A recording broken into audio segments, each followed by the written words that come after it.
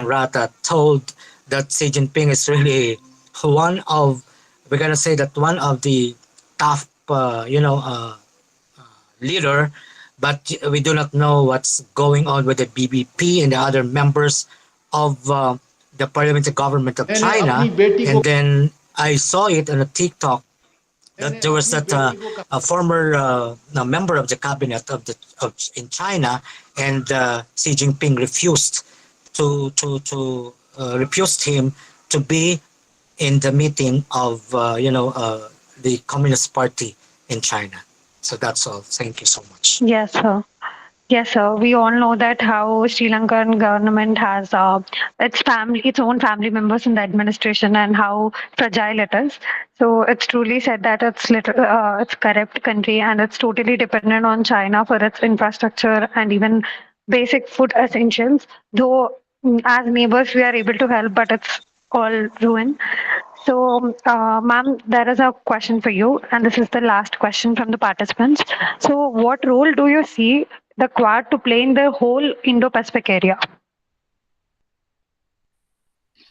That's the question we all have been asking. So I feel yes, the way when we look at Quad, see, even though the members say no, it's not aimed against China, but the Quad came into existence because the military activities of China actually increased in South China Sea and East China Sea.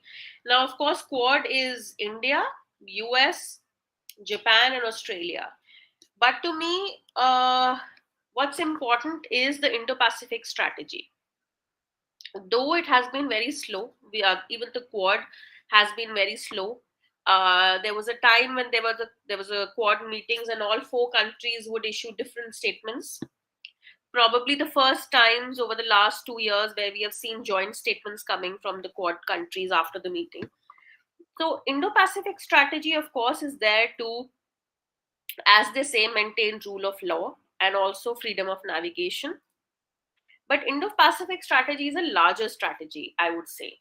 And to me, it can only succeed. It should not only have India, it should not only have Australia, US, or Japan, but the middle power countries like Vietnam, like Philippines, like Indonesia, Singapore. These are the countries, if they are included in the Indo-Pacific strategy, can we actually see some movement ahead? We can see that these countries would then come together. Like I said, when there was a problem between China and Philippines, what the Chinese did, they used their economy. They banned, import of bananas.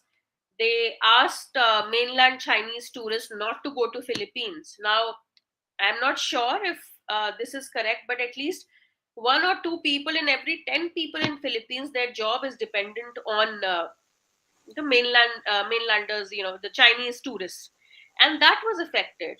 So not only Philippines, they do the same with, like I said, Taiwanese. They banned mainland Chinese to visit Taiwan. And when I was talking to a lot of Taiwan tourist agencies, they said we hardly have work because that's cross-strait relations, the tensions that were there between Taiwan and China, that's resulting in us losing jobs, and also like we are not seeing any tourists. So this is how the Chinese play. So when Indo-Pacific strategy is being talked about, especially by the US so much, I feel it should involve countries like Philippines, Vietnam, Indonesia. Only then it will be successful, because otherwise if we are talking just about four countries, over the period of time it will not mean anything. So China, when China is using such things with the countries like Taiwan, Philippines, and Indonesia, the Indo-Pacific strategy needs to be implemented and needs to be expanded.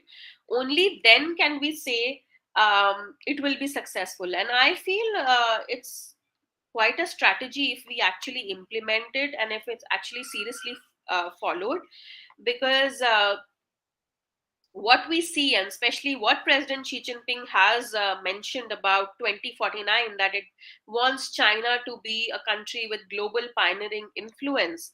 That means it either wants to be where the US is or surpass the US. And I feel Indo-Pacific strategy is one strategy where all countries can actually work together. Uh, because we have seen Sri Lankan example. Now the point is, when there is no strategy, when countries like US will withdraw, where will middle power countries actually get money for investing in their infrastructure and development? That is where China comes. That is where China creates this debt crisis. To me, we also need to ask the question why it's happening in countries like Sri Lanka, because they sign an agreement. Is China purposely creating this debt crisis so that at one point of time, like they have taken Habban Tota for 99 years, so that they create this crisis in a country, and a country has no option but to give a piece of land or a port or something strategic to them. So that is where the Indo-Pacific strategy should come in. I feel that is where these countries need to be involved. So True, ma'am. I totally agree.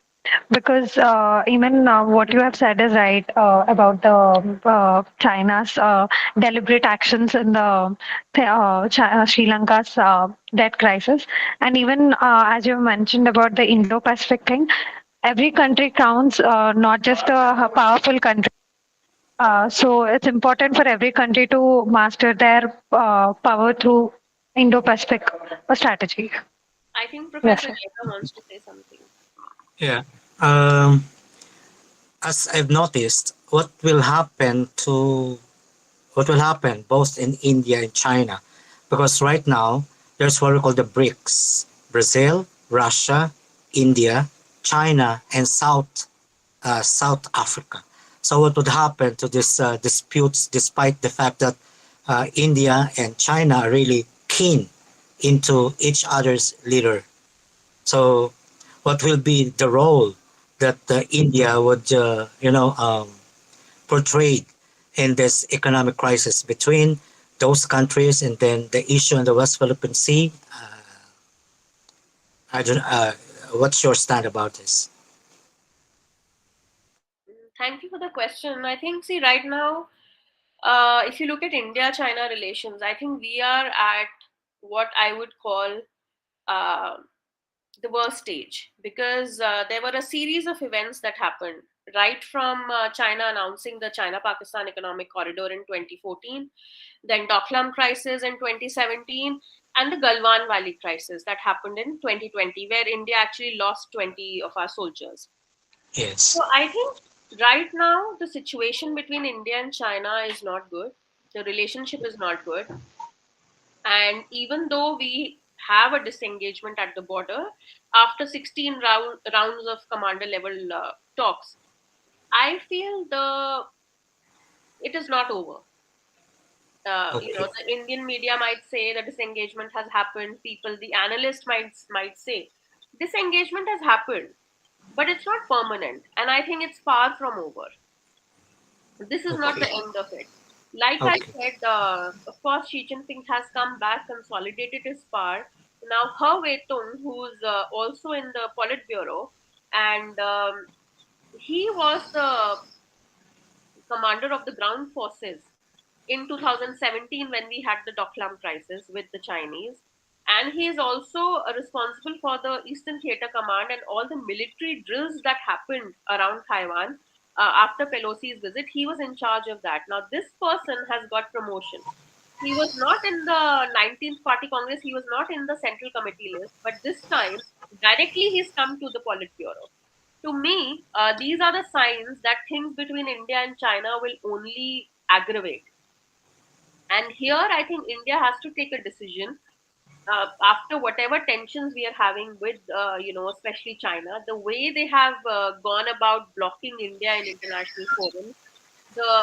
And there are many other things, and especially at the border, the crisis we are facing. I think it's time for India to take a decision as to whether we should still be in multilateral forums where China is the leader, because be it Shanghai Cooperation or be it BRICS, is in the Shanghai Cooperation. It's basically led by China. So I feel at least this government, and especially what our external affairs minister has been saying for a long time, that we cannot keep the border crisis or whatever is happening at the border separate and have a good relationship with China, which the Chinese always advocate. They always say this is historical. These are historical problems. We can keep it aside and we can have business with each other. But I think business will not be as usual, and it should not be as usual between India and China. To me, these are important indicators what the Chinese are doing, especially when it comes to international forums. That India should also think about these forums and how we want to deal with China. Yeah. That's Yes, ma'am. my opinion. Okay. Yes, ma'am. And True. right now, China is invading Pakistan. I know a lot of things about it. And then they're putting their infrastructure. And Yes. then I don't know who's to be blamed in the last catastrophe that happened in Pakistan, wherein those dams that has been, constructed by the Chinese government collapsed. And then thousands of Pakistanis died, and hundreds of houses has been demolished. Specifically, one hotel near in the Swat province, which is one of the most famous tourist destination in Yes. Pakistan. Actually, I've been in China. I've been in the Republic of China in Taiwan, in Taipei, in 2009, because I'm one of the Ministry of Education scholar for my PhD in journalism and mass communication. Thank you so much. Thank you. That's why I knew some Chinese words before. I know a lot. I can really write the pinyin, and I can spoke all the Chinese. But right now, I don't even write my name into Chinese characters. I almost forgotten because I don't have any language partner in the Yeah. Philippines. Although there are so many Chinese in the Philippines, but they are not talking Mandarin. They are speaking Cantonese and Mandarin. Hokkien. Okay. Yes. Yes. Okay. Because Thank you so a lot of them are Hakkas actually. Thank you so much for the very beautiful insights about this issue on the West Philippine Sea. Thank you so much. Thank you. Thank you, sir. Sir, could you drop your contact details? And Namrata ma'am, you could also, if anyone has any queries, they can just ping you.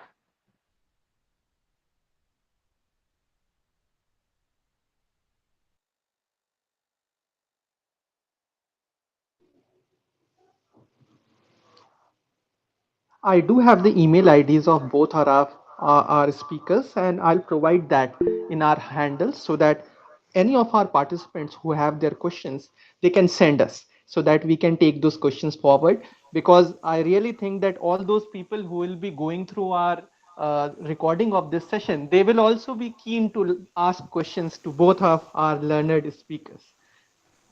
Okay, thank you. Definitely, sir. Thank you. I'll take this opportunity to thank our both of the expert resource person for this webinar, Professor Dr. Macario G. Gaeta and Namrata ma'am, for their highly informative session on understanding South China Sea crisis. And I sincerely hope that all the participants who have attended this session and who will also in future go through the recordings will find this session to be immensely important. We thank our all those participants as well who have asked their relevant questions and made this session an interactive one. And with these words, I'll also like to thank our founder, Mr. Abhishek Ranjan, who not only established Red Lantern Analytica, but also guides us every time during organization of such an event like today. With these words, on behalf of the whole team, I would like to express our sincere thanks to all of you. And with these words, with the due permission of both of our expert speakers, we can bring this session to a close. Thank you. Thank you, ma'am. Thank you, sir. Thank you, Yes, Thank ma'am. you, sir. Wonderful meeting you, Professor Gaeta. Thank you so much. We also thank you. look forward to you, ma'am, and to you, sir, to also invite in other sessions also, because we do have such sessions on a monthly basis. So we do look forward to invite you once again in our midst. Thank you so much. Thank you. Thank you. Bye. Bye bye.